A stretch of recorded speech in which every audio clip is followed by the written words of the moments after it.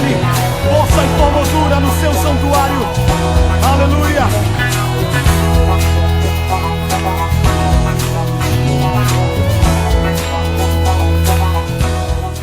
Aquela ali é a logomarca da nossa igreja lá. E nós estamos desenvolvendo um tempo lá, irmãos. Todo trabalho celular precisa ter começo, meio e fim. Vamos repetir? Começo, meio e fim. Significa o quê? As pessoas não podem trabalhar. Se eu descer, ficar embaixo, fica melhor? Sim ou não? Fica aqui em cima? Se você falar, eu fico. Eu fico, tá bom. É porque eu me sinto meio longe aqui. E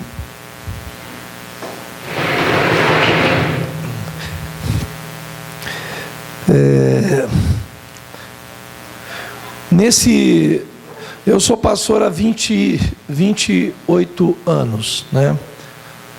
E uma das piores coisas que pode acontecer com você e comigo é você trabalhar sem um destino, né? Quer dizer, lembra quando a Bíblia diz: o nobre projeta coisas nobres e na sua nobreza prosperará. Vamos repetir? O nobre projeta coisas nobres e na sua nobreza prosperará.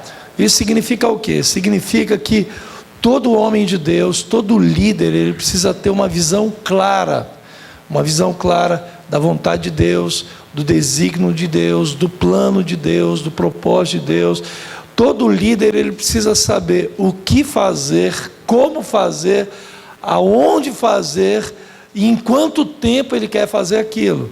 Qual que é o nome disso? Chama-se o quê? Propósito. Repete comigo. Propósito. Então você, como líder, precisa trabalhar em base de propósito. E eu entendo, sabe, irmãos, as 4 colunas do MDA, as 4 colunas do MDA que nós queremos compartilhar hoje aqui, é uma maneira de você trabalhar de maneira organizada para o crescimento da sua célula. Então, toda célula ela tem que desenvolver um ciclo, né? Então, esse ciclo ele tem que observar, quer dizer, nós temos um alvo lá. Uma vez por ano as células precisam se multiplicar. Então pare para pensar numa coisa junto comigo aqui. Aí você fala assim: nós estamos trabalhando por número? Não, nós estamos trabalhando pela conquista dessa terra. Posso ouvir um amém? Amém. O objetivo é ganhar almas para Jesus.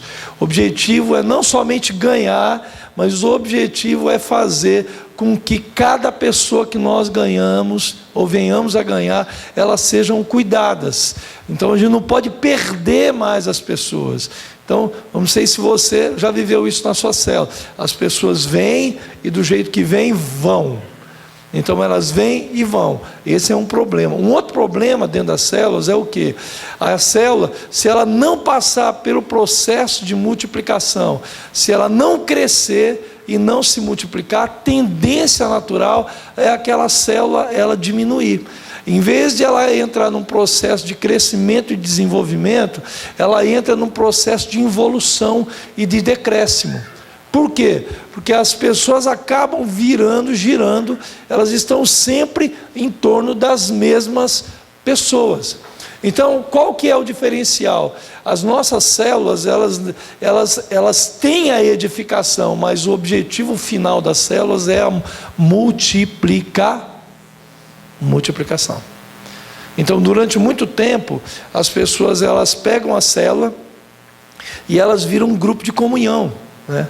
Então esse grupo de comunhão gira em torno daqueles crentes, né? A minha filha estava participando de uma igreja em Vitória, e essa igreja é uma igreja que eles têm grupos de comunhão. Então esses grupos de comunhão, eles são sempre as mesmas pessoas, os mesmos crentes, com os mesmos problemas, com as mesmas falas. Qual que é o objetivo daquele líder ali? Ele não é um líder para potencializar as pessoas. Aquela pessoa ali é uma pessoa para dirigir uma reunião, e somente isso. Então, as pessoas vão, ouve uma boa palavra, ouve uma ministração daquele líder, vão embora para casa, e o grupo na próxima semana ele volta. Aquele grupo ele não tem compromisso com a salvação de pessoas, ele também não é que ele não está interessado, na verdade ele não é estimulado a isso. Então, eu queria que você pudesse entender. Pensando nisso, quer dizer, a nossa igreja, como qualquer igreja, quantos líderes de célula nós temos aqui? Levanta a mão. Né? Se você hoje, eu perguntar assim para você, qual o seu maior desafio como líder? Qual é? Qual o seu maior desafio como líder? Quem é líder aqui? Levanta a mão. Isso, levanta a mão. Quem é líder de célula? Líder de célula, isso. Levanta a mão. Isso. Está com medo, né? Já que está com medo, é você. Nós vamos cantar o funk do você. Então, qual o maior desafio? Qual o seu maior desafio? Isso. Fazer com que as pessoas se interajam com o outro. Fazer com que as pessoas tenham comunhão. A sua? Ser longânimo. Sério? Pô. Vai lá, a sua.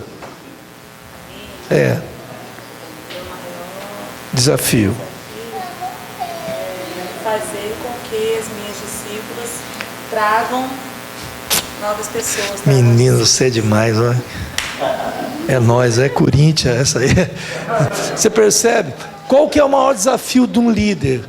O maior desafio de um líder é mobilizar as pessoas para fazer aquilo que você está fazendo. Significa o quê? Se você perguntar assim, pastor, define liderança. Liderança significa influenciar. Vou definir influência.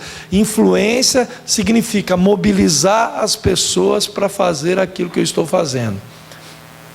Posso ouvir um amém? Quer dizer, qual é o ápice de um líder? Quando esse líder consegue fazer com que as pessoas façam aquilo que você está fazendo, que elas amem aquilo que você está amando, ou na mesma intensidade, talvez um pouco menos, que elas cooperem com aquilo que você está fazendo. Isso é liderança, sem imposição, sem julgo, sem obrigatoriedade, isso voluntariamente. Então as pessoas elas têm mais disposição de servir quando elas fazem isso voluntariamente. O trabalho não é um peso, não é um jugo, não é nada. Quer dizer, qual o grande erro de muitos líderes foi a obrigatoriedade, impor as coisas. Você tem que fazer. Essa palavra tem que fazer, tem que, mas ela pode até ter que fazer, mas ela não faz. Então existem segredos na liderança, porque o nosso desafio é mobilizar as pessoas a amar aquilo que nós amamos. Posso ouvir um amém? Mobilizar as pessoas a fazer o que nós estamos fazendo. Então o líder, ele é um mobilizador. Então ele é aquela pessoa que leva a visão, que amplia a visão, que explica a visão, que vem incendiar as pessoas com a visão que ele tem no coração dele. Quer dizer, se você não ama aquilo que você está fazendo, as pessoas que andam com você também não vão amar. Se você é fervoroso naquilo que você faz, e você fala de maneira bem fervorosa, as pessoas elas vão ser incendiadas, contaminadas, quer dizer, ou fermentadas, dentro de um princípio bíblico, ela é fermentada. Por isso que Jesus falou, o que é o reino de Deus? O reino de Deus é como fermento que vai levedando tudo. Então isso é o reino de Deus. Quer dizer, isso é liderar. Para isso, então as pessoas elas não precisam somente, não é somente necessário para isso mobilizar as pessoas. Você tem que ter um destino, você tem que mobilizar as pessoas para algum lugar. Então, quer dizer, na verdade, eu gosto muito da definição do David Conefield como discipulado. Estava conversando com os pastores hoje à tarde. O que é discipulado? Discipulado é um relacionamento aonde um discípulo mais velho ajuda um discípulo mais novo a conhecer o Senhor, a assemelhar-se ao Senhor e assim reproduzir-se. Quer dizer, qual que é o grande desafio? Você pegar uma pessoa, levar essa pessoa ao conhecimento de Deus, levar essa pessoa a amar Deus de todo o coração, de toda a alma, com todas as forças e de todo entendimento. Você percebe? É uma coisa natural você estar cuidando de pessoas e as pessoas que estão andando perto de você, elas não saíram do lugar.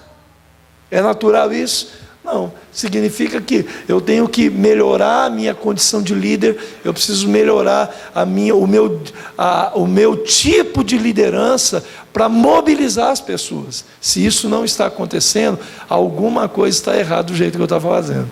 Estava conversando com o pastor, ele estava assim, ele falou assim, puxa, minha igreja tinha foi embora todo mundo da igreja, ficou eu e mais 6, e ele falou assim, Deus estava peneirando. Eu falei assim, você acha que Deus só estava peneirando, ou você, de repente, não é uma questão da sua vida? Irmãos, a gente conhece muito homem de Deus que ora, que busca a Deus e que não tem resultado. Não tem o crescimento da igreja não tem a ver somente com oração, porque eu conheço pessoas que oram muito e o que eles fazem não dá resultado. Então é um conjunto de coisas. A liderança é a mesma coisa. Você pode orar, você pode buscar muito a Deus, ser uma pessoa santa, santinha de Jesus. Mas existem mais coisas. Quer dizer, se a pessoa não tem uma visão, se a pessoa não tem uma ferramenta de trabalho para potencializar a visão dele, ele não vai chegar muito longe, ele vai ficar dando volta em círculos. Então é fundamental você o quê? É como uma empresa. Eu gosto muito de usar a linguagem empresarial. Eu já dei treinamento, muito treinamento de recursos humanos dentro de empresa. Porque uma vez uma pessoa começou a me ouvir falar sobre liderança na igreja. Ela falou assim, puxa vida, você tem que levar essas coisas. Eu fui ensinar a Bíblia, eu ensinava a Bíblia e ganhava por hora ainda, irmão. Olha que bênção. E diz que os filhos das trevas são mais astutos que o filho da luz. É nada, nós, aqui é Corinthians, meu filho. Então, o que acaba acontecendo? Então, precisa mais. Então, quando nós pensamos nisso, nós temos entendido o seguinte, que a igreja, a célula, ela tem que passar por um ciclo. Esse ciclo, quer dizer, ela tem que ter começo, meio e fim. No prazo de 12 meses, a célula ela tem que passar pelo processo da multiplicação. Ela precisa passar pelo processo de multiplicação. Quer dizer, ela tem que crescer, evoluir, se desenvolver, formar aquelas pessoas ali, treinar bem aquelas pessoas, e vai uma célula para lá e outra fica para cá. Alguém um dia perguntou assim, como que vocês multiplicam a célula? É simples, os melhores, os mais maduros nós mandamos para a multiplicação, os mais imaturos ficam com o líder, que é um líder já frutífero, que conseguiu desenvolver todo aquele povo, ele fica com as pessoas menos capacitadas e manda as mais capacitadas. É assim que nós fazemos. A gente envia sempre o melhor. Amém. Posso ouvir um amém? Amém. Então a gente envia os melhores, os que estão andando mais rápido, que são mais firmes no discipulado, firmes no MDA, firmes com a visão, firmes com os pilares da visão. Entendeu? E eles vão embora. E eles depois, quando eles vão começar a célula, eles começam com esse ciclo, com o mesmo ciclo, com essas 4 etapas. Então, veja bem, se você pegar a sua célula e passar a sua célula por essas 4 etapas, com certeza assim, e ser uma pessoa muito fiel nisso, certamente você vai ter resultado. Nós temos vivido isso lá. A gente nem começou a 4ª etapa, a 3ª etapa, que é o GE, e nós já estamos abrindo GEs lá, sem começar, porque as pessoas estão tão incendiadas com o quê? Incendiadas com a visão, incendiadas com a ação de Deus no nosso meio, com o objetivo. Por quê? Então hoje, como eu perguntei, qual o maior desafio? É você conseguir pegar aquelas 10 pessoas, ou 9, ou 5, ou 8, ou 15 pessoas que estão dentro da sua célula e fazer com que aquelas pessoas entendam aquilo que você entendeu. E elas façam aquilo que você está fazendo.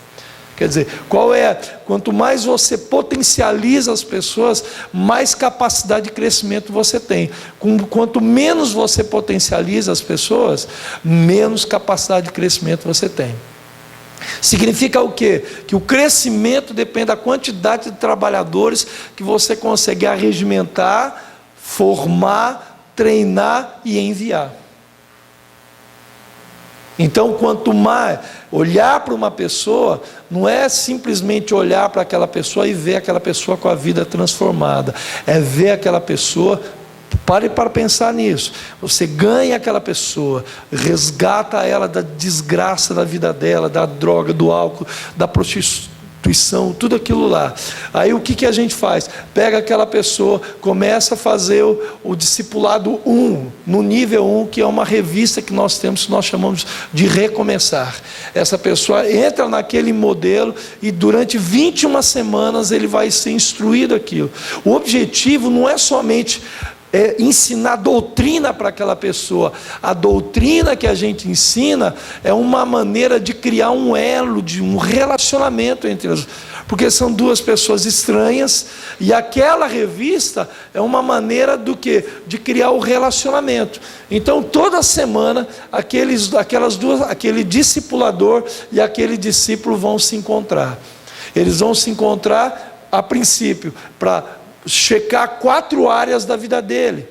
Então, primeiro tem o tempo, o quebra-gelo com o discípulo, entra com material, gasta 20 minutos daquele encontro, e depois o restante daquele tempo, depois de ter orado com ele, ministrado na vida dele, aí você vai desenvolver os 4 pilares do discipulado. Qual que é? Primeiro, como é que está seu tempo com Deus? O TSD. Segunda coisa, e sua esposa? Você percebe? A nossa preocupação, não adianta a gente ter um líder dentro da igreja, uma pessoa dentro da igreja, quando essa pessoa está com a família toda desestruturada. Porque o maior objetivo do reino de Deus é o quê? Converter o coração dos pais e dos filhos aos. Quer dizer, o que é o verdadeiro avivamento? Ele começa dentro da igreja e termina dentro de casa. Ele se estende dentro de casa. Um avivamento que a pessoa cai aqui dentro e chega dentro de casa e nada muda, não é avivamento. Isso aí é bagunça. Então o nosso objetivo é o quê? Levar essa pessoa para dentro de casa. Nós queremos ganhar a família toda. Mas através do quê? Da mudança de testemunho. O discipulado, ele vai fazer o quê? Vai fazer com que aquela pessoa, semanalmente, ele comece a desenvolver uma vida com Deus. Quer dizer, lembra quando eu falei discipulado? É uma relação onde o mais velho ajuda o mais novo a conhecer o Senhor. Quer dizer, aquele discípulo, ele vai, eu vou ajudá-lo a ter relacionamento com as Escrituras todos os dias. Ele tem que todo dia separar o tempo dele com Deus. Ele tem que todo dia, antes do trabalho, ou depois do trabalho, ou durante o trabalho, ele tem que tirar um tempo da vida, do dia dele, para estudar os 4 capítulos da Bíblia que nós temos que estudar todo dia.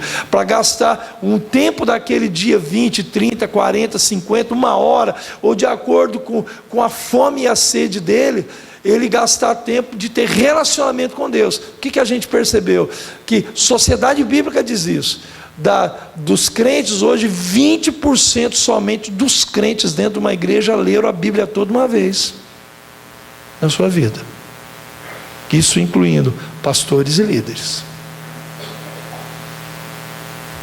que é um percentual muito pequeno. O que a gente descobriu? Que a maior parte das pessoas não leem Bíblia. E não tem isso como uma prática diária. Então, para nós lá, é fundamental tratar isso na vida de um discípulo. Prioritário. Você lembra o primeiro mandamento da Bíblia? Qual que é? Amarás o Senhor teu Deus de todo o coração, de toda a alma, com todas as forças, de todo o teu entendimento. Quer dizer, o primeiro grande mandamento. E aliás, Jesus disse que toda a lei se resume nos 2: ame a Deus e ame o próximo. Quer dizer o quê? significa o quê? Que a minha prioridade de vida, a minha prioridade ministerial é ajudar as pessoas a amarem a Deus. É ter paixão pela presença de Deus. Ensinar a pessoa a ser um adorador, ensinar a pessoa a orar, ensinar a pessoa a amar a presença de Deus, a desejar o fogo de Deus.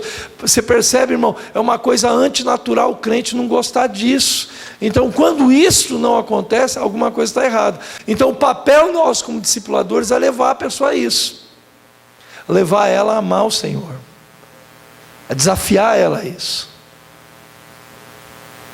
Esse ano eu não fiz isso, mas até o ano passado eu fiz muito isso. Pego todos os meus discípulos direto e ia para um monte. E eu ficava 3 dias na montanha. Sabe como? Uma base de água. No seco. Os bichinhos urravam. Desacostumado. Uns desidratava. Desmaiava. Ficava mal-humorado. Aí eu olhei um dia o Eleutério é um fiapo de homem desse tamanho assim. Pensa um homem fininho, bonito que só, meu Deus. E ele ia para o monte. Quando chegou no sábado à tarde, está o Eleutério com aquela cara. Eu falei, será que brincaram demais? E ele está bravo. Eleutério, que cara é essa? Pastor, quando eu fico com fome, eu fico com raiva. Eu falei assim, então nós vamos botar esse espírito de raiva para fora da sua vida, meu filho. Você tem que buscar Deus. Que estar na presença de Deus precisa ser um prazer. Imagina, ficar 4 dias na água, sem banho, sem nada. A gente vai para a montanha lá, não tem como descer. Quando a gente desce, está aquela cafuba de homem fedido, misturado com suor, que aí começa a orar, o fogo desce, aí transpira, cai no chão, aí aquela sujeira toda. Aí a fogueira também, a fumaça da fogueira cola na gente, entra em tudo. Assim. Você chega em casa, né, bem? A gente chega em casa, agora levamos a barraca, por quê? O objetivo é fazer o quê? Que ele ame a Deus, que ele busque a Deus, ame a Deus de todo o coração, de toda a alma, de todo o entendimento. Posso ouvir um amém? Amém. Esse é o desafio, esse é o papel de um discipulador. Glória a Deus. Segunda coisa, levar essa pessoa, quer dizer, segunda área que a gente trata no discipulado é o quê? Família. Eu não quero saber o que ele está fazendo. Eu quero saber assim, como é que está seu relacionamento com a tua mulher? Como é que está seu casamento? Tá bom demais. Aí você pergunta para a mulher, como é que está? Ih, mulher derruba a prancha geral. Homem é tudo capudo. Como é que está? Glória a Deus. Maravilhoso. Um dia perguntamos para um discípulo, eu falei, e aí, meu filho, está chegando junto em casa, né? O pastor quebrando tudo. Aí a mulher, mozão, fala a verdade, mozão. Você lembra dele? Mozão, ó, você não está com essa bola toda não, mozão. Estou vendo navio, viu, mozão? Você percebe? Então, porque quando essas coisas não estão bem ordenadas, tudo está desordenado. Você percebe que a Bíblia diz que o presbítero ele tem que primeiro governar bem a sua casa, para depois governar a igreja. Então o que adianta? A casa estar desordenada, o casamento bagunçado, a pessoa vendo pornografia, tudo. O objetivo do discipulado é exatamente isso, é ajustar essas coisas, ajustar o casamento, ajustar o tempo com a família, que a pessoa não gasta, não sai com a esposa, não... Aí fala assim, mas não tem dinheiro. Você não precisa ter dinheiro para sair com a tua mulher, meu filho.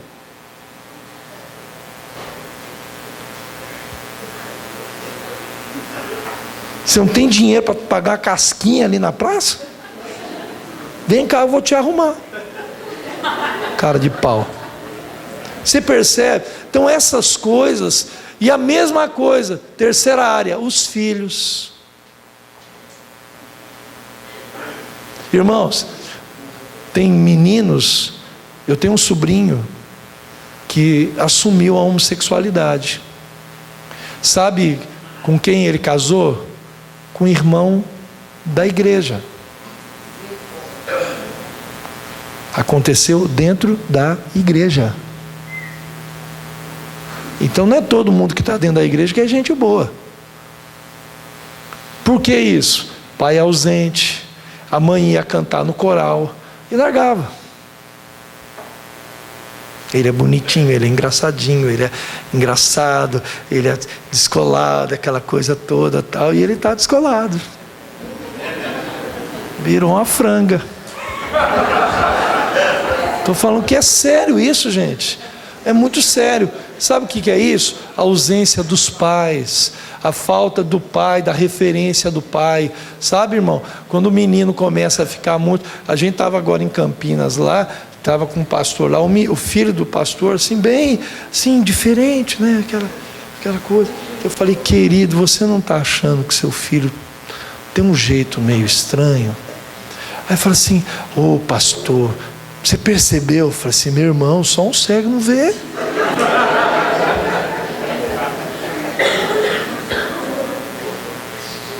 Por quê?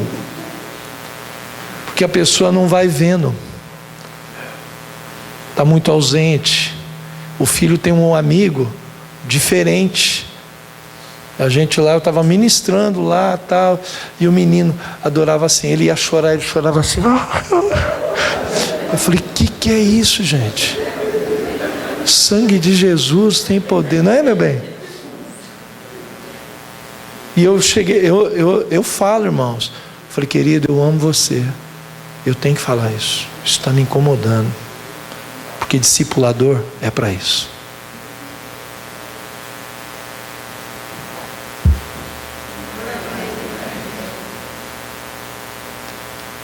Precisa jogar bola com seu filho. Menino começa, ai papi. Fala, e aí papai? Grossa voz, garoto. Irmãos, a gente teve um discípulo assim, que ele não era gay, ele era travesti. Filho de pastor assembleiano.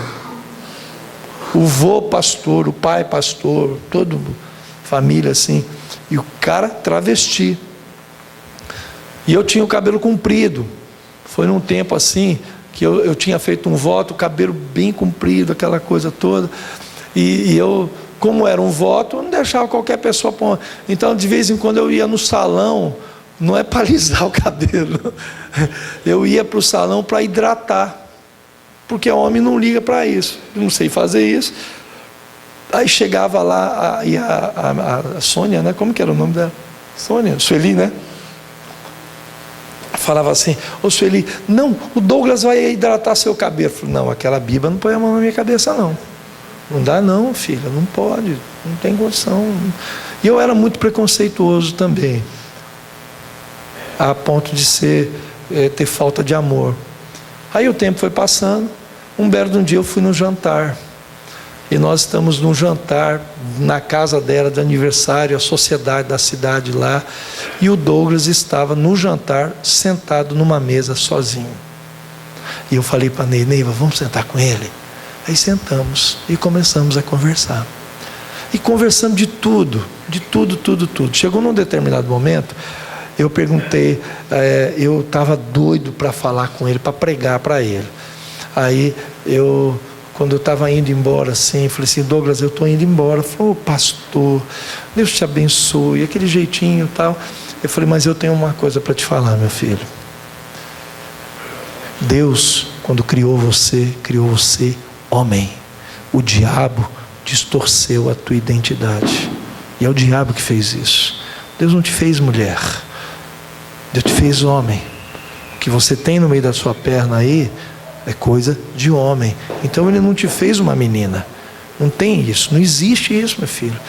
Quem te ensinou isso, quem incentivou você a viver assim, errou e mentiu para você. Mas eu quero que você, e eu estou te convidando para você ir na igreja. No domingo, ele estava no culto, travestido de mulher, e ele começou a ir. E eu tive uma semana lá, que nós demos uma semana, era período da Páscoa, nós demos uma semana de libertação na igreja, celebrando a Páscoa. Era a semana da libertação, sair do Egito, a saída do Egito. No último dia, no domingo, terminou o culto, a reunião do domingo, o Douglas chegou em mim, pastor, você pode ir na minha casa? Eu falei assim, posso, eu tenho uma coisa. Mas ele já estava com roupas um pouco mais masculinas do que femininas, porque ele não tinha roupa masculina, só feminina. Aquelas blusas de voal, aquela coisa toda, né? Bem menina mesmo. Ele não tinha silicone, era hormônio, né? Hormônio. E ele tinha peito, aquela coisa toda. E nós fomos na casa. Quando chegou lá, ele falou assim para mim, pastor, eu quero te falar uma coisa. Aquela palavra que você falou para mim aquele dia, que eu era homem, aquilo, eu não durmo mais depois de ter ouvido aquilo. E eu quero dizer para você que eu sou homem e eu quero servir Jesus agora em diante. O que eu faço com essa roupa? Eu falei, vamos, meu filho, vamos queimar essas coisas. Mete fogo, isso não serve para ninguém. Entendeu? Só Deus sabe onde você usou essas porcarias aí e tal, onde você teve, isso não é bom para ninguém. Vamos jogar fora isso aí.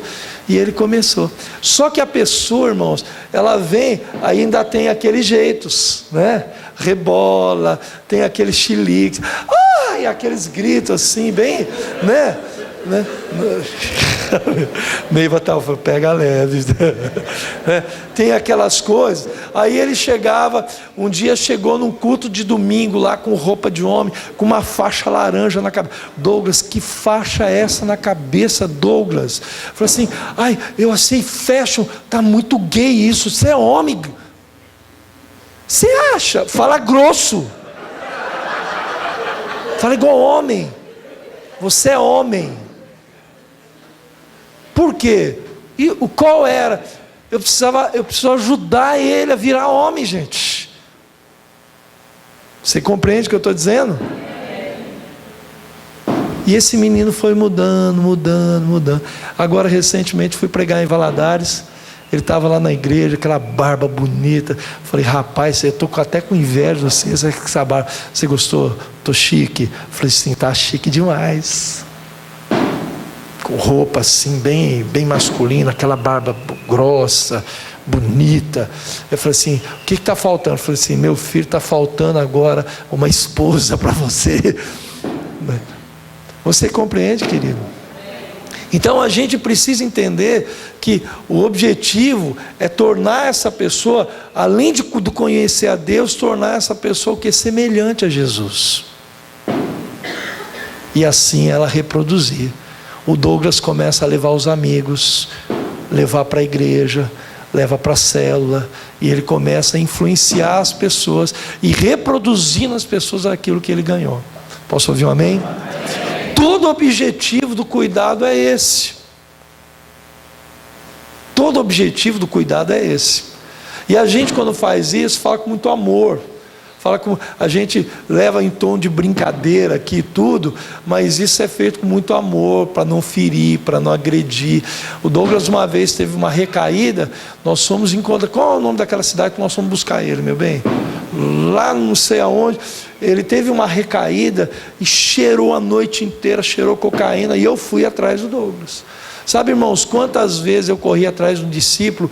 Inúmeras vezes. Inúmeras vezes. Então, isso significa o quê? A gente ter peso e responsabilidade por essas pessoas, né? Então é mais do que simplesmente você ter uma célula com um monte de gente lá. Na verdade, nós precisamos ter a célula, ganhar pessoas, mas potencializar essas pessoas para que elas possam ganhar outras pessoas e elas possam reproduzir aquilo que elas receberam em outras pessoas. Posso ouvir um amém? Então, invariavelmente, a gente tem trabalhado desse jeito. Por quê? O objetivo disso, na verdade, das colunas do MDA, na verdade, nós estamos lá fazendo 2 ciclos desse por ano, né? Quer dizer, no primeiro semestre e no segundo semestre. Mas isso pode ser feito em um ano. Cada ciclo desse que é esses três ciclos aqui, tá vendo? Purê de batatas, você pode fazer isso em 4 meses, depois Projeto Natanael 3, em mais 4 meses, GE, mais 4 meses, e o Fator Barnabé, em 4 meses. Isso significa o quê? Cada uma dessas coisas, né? Cada uma dessas coisas, por exemplo, a célula, ela precisa passar por esses 4 estágios. Toda a célula precisa passar por 4 estágios. Quando você trabalha exatamente focado em cumprir esses ciclos, você termina ou no período de 1 ano, ou de 4 meses, ou de 8 meses. Você pode fazer isso de 2 em 2 meses, quer dizer, cada estágio, 60 dias, depois mais 60 dias, porque você acaba trabalhando focado nisso, ganhando sempre uma etapa nova, sem perder a etapa conquistada. Posso ouvir um amém? Como que é isso? Primeiro, purê de batatas, né? O que é o purê de batatas? É o processo da unificação das pessoas na célula, com o objetivo de gerar relacionamentos fortes, claros e sólidos. Então vamos pensar aqui, o que é um purê de batata? Olhe para mim aqui, né? Imagina, quando você, quem já participou de multiplicação de célula aqui? Levanta a mão aqui, já.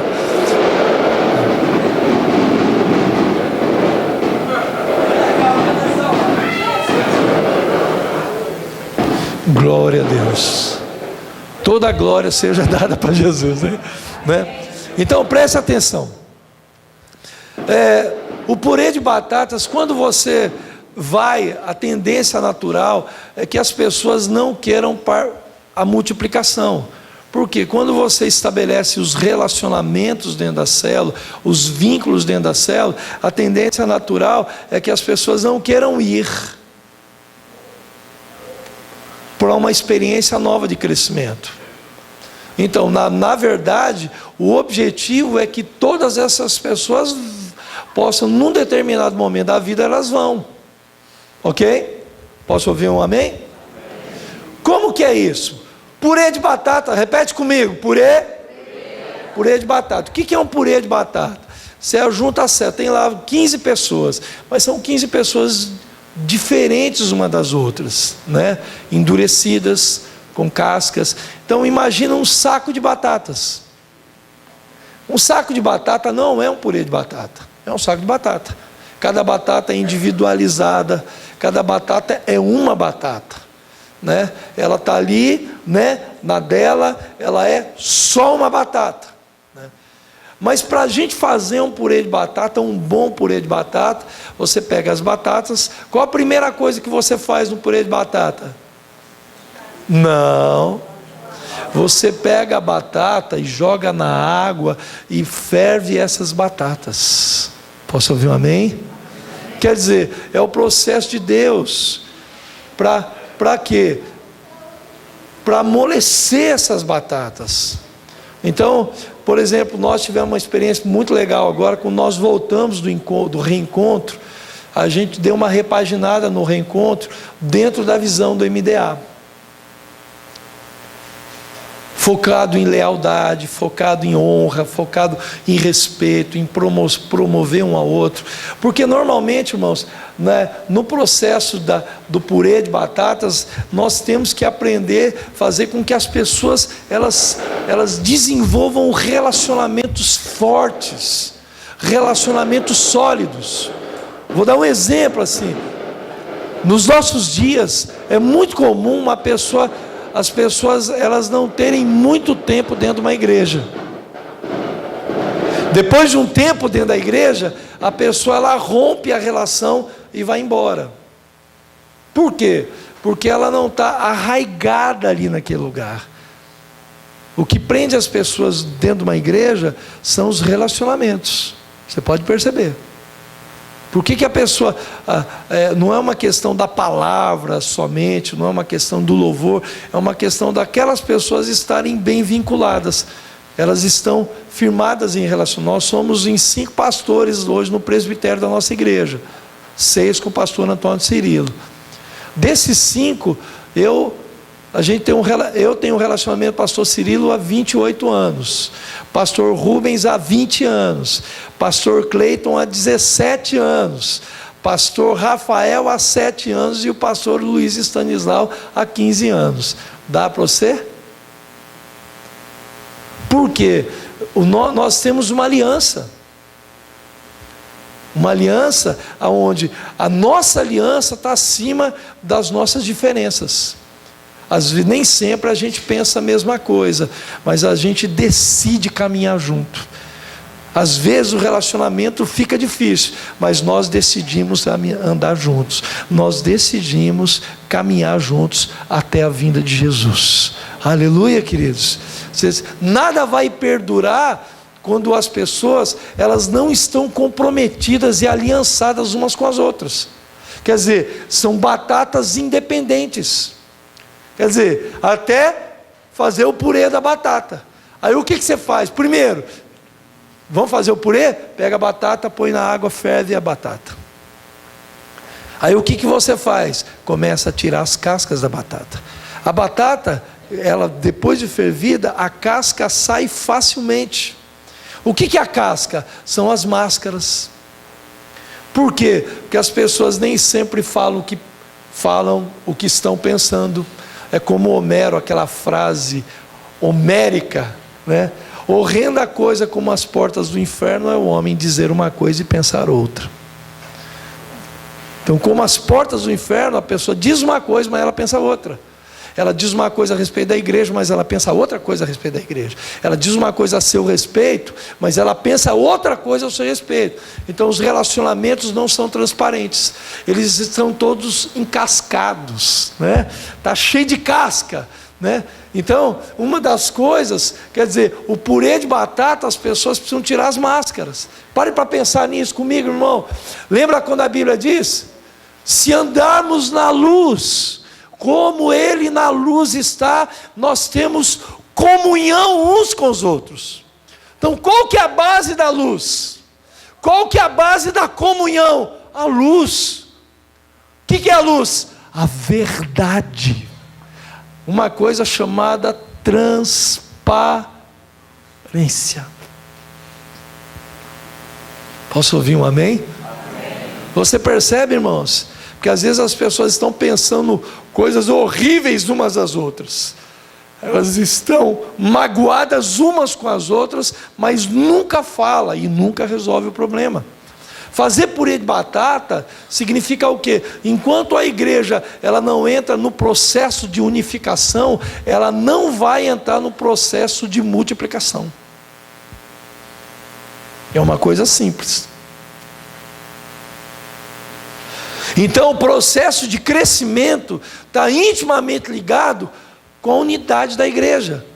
Você percebe, meu irmão, que a igreja primitiva, a igreja do livro de Atos, eles diziam o quê? Da multidão dos que creram, era só um coração, e a alma e a mente. Tudo que eles tinham todas as coisas em comum. Ninguém considerava necessariamente seu, propriamente seu.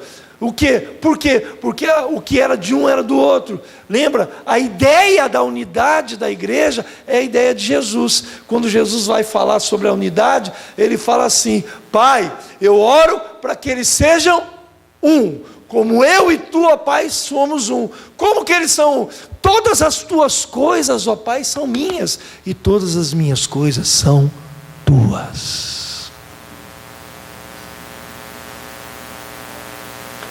A igreja primitiva, quando ela entrou nesse processo, irmãos, você percebe, o crescimento na igreja foi natural. Da multidão dos que creram, era só um coração, a alma, a mente, eles não consideravam nada. E diz assim, quando termina o capítulo 2, ele diz assim: e a cada dia acrescentava e louvando a Deus e contando com a simpatia de todo o povo. Eles contavam, acrescentava o Senhor a cada dia os que iam sendo salvos. Você percebe? A salvação das pessoas era resultado de uma igreja que se amava verdadeiramente.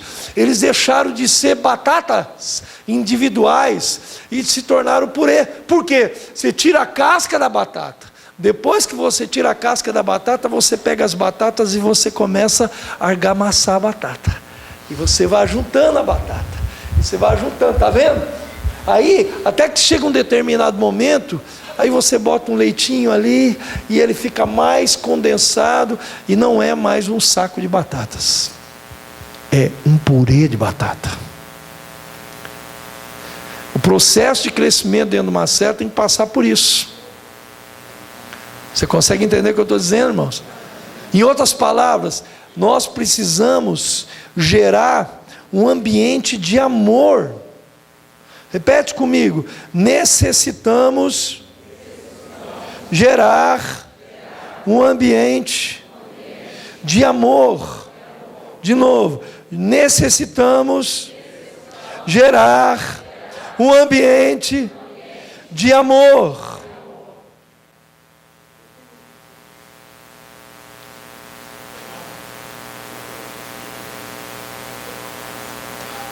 Se você olhar no capítulo 17 do Evangelho de João, você pode abrir aí, João 17.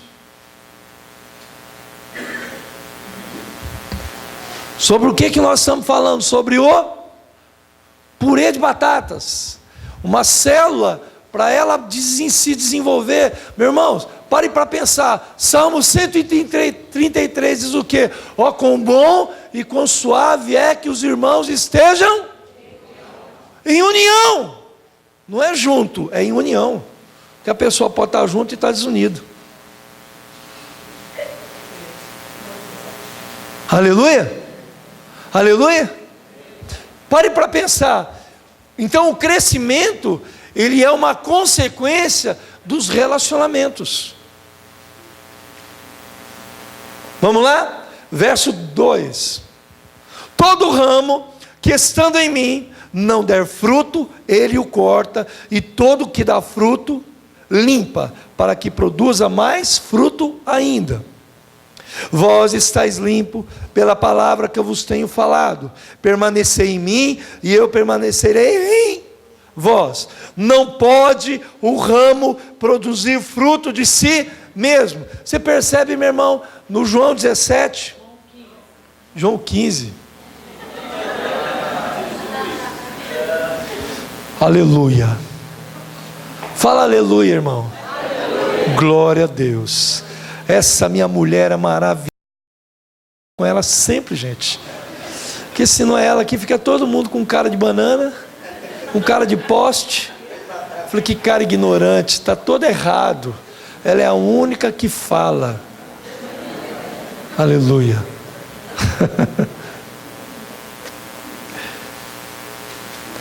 Vamos lá?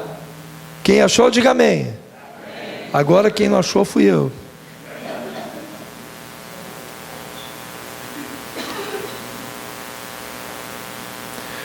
João 17.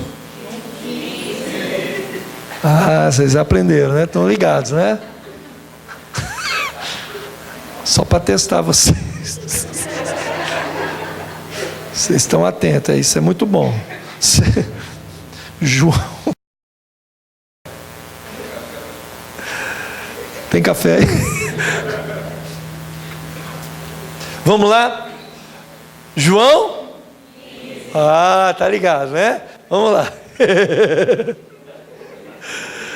Versículo 1. Eu sou a videira verdadeira e o meu pai o... Olha só.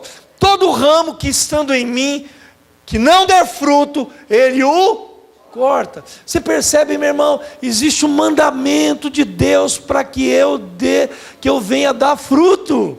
Isso é uma opção de vida. É um mandamento. O não cumprimento dessa ordem, irmão, implica em sanções. Ele está dizendo assim: se você está nele, você tem que dar fruto. Aí ele diz o quê? E todo o que dá fruto, ele limpa, para que produza mais fruto ainda. Vós estáis limpos pela palavra que vos tenho falado. Permanecei em mim e eu permanecerei em vós. Ponto. Como não pode o ramo produzir fruto de si mesmo, se não permanecer na videira? Assim, nem vós o podeis, se não permanecerdes em mim. Eu sou a videira, e vós os ramos. Quem permanece em mim e eu nele, esse dá muito. Então você percebe, primeiro que ele vem dizer o seguinte: eu tenho que dar. Ai, fala com fé, gente. Eu tenho que dar fruto. Aleluia. Aí ele está dizendo: se eu não der fruto, ele me corta. E se eu der fruto, ele limpa, para que eu produza o quê? Mais fruto. Primeira coisa, ele diz isso. Segunda coisa a entender nesse texto, ele está dizendo o seguinte: ninguém, aleluia, ninguém pode dar fruto de si mesmo. Sabe por quê, irmão? A gente gerar vidas não depende de nós, é uma ação de Deus através de nós e além de nós. Aleluia. Aleluia, irmãos. Vou te falar por que não é. É uma coisa tão simples, não depende da gente, irmão. Alguns anos atrás eu tive uma experiência, marcou tanto minha vida. Eu podia escrever um livro dessas coisas. Um dia apareceu uma menina, irmã de uma discípula nossa, da Lilian. Era o Márcio e a Lilian. E ela tinha uma irmã que vivia com um advogado noiado. E ela lutou muitos anos ao lado daquele rapaz. E ele não conseguia largar a droga, abandonar. E ele era viciado em crack. Pensa de uma família tradicional, riquíssima, muito bem de vida, dono de muita terra, dono de aras, sabe, uma família muito preciosa. O cara era advogado tributarista. Pensa num cara bom de serviço. E o cara entrega as drogas. Um belo dia, a gente começou a cuidar da Lília. A Lília se converteu, foi para o encontro, voltou do encontro, está na escola de Liz e tal. E o cara começou a atormentar a Lília. A Lília não, a Priscila. E começou a atormentar a Priscila. Você tem que voltar para mim, volta para mim, volta para mim, volta para mim. Ela falou assim: eu não vou voltar para você, e você tem que procurar um casal de pastores, eles têm me ajudado demais, ele vai ajudar você.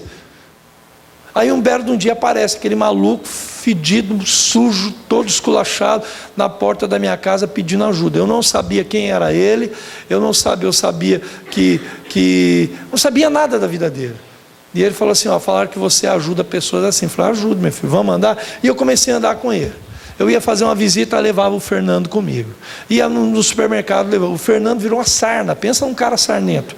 E ficou grudado, colado, aonde eu ia, ele ia junto. E ele queria saber tudo, perguntava muito. Cara extremamente inteligente. Com 15 dias assim, andando perto, todo dia. Eu ia fazer uma visita, entrava na casa de alguém, falei: Fernando, cala a boca, não abre a tua boca, só recebe, meu filho. Aqui você não vai ser pai de santo, você vai ser filho de santo aqui. Só receber. Você está entendendo, meu filho? Você não fale nada. Só. Tá bom? Tudo bem, pastor. E ele ia, e saía. Rapaz, o que era aquele negócio que o cara estava entortando todo lá? Falando, aquilo era o demônio que estava no você, entrou nele.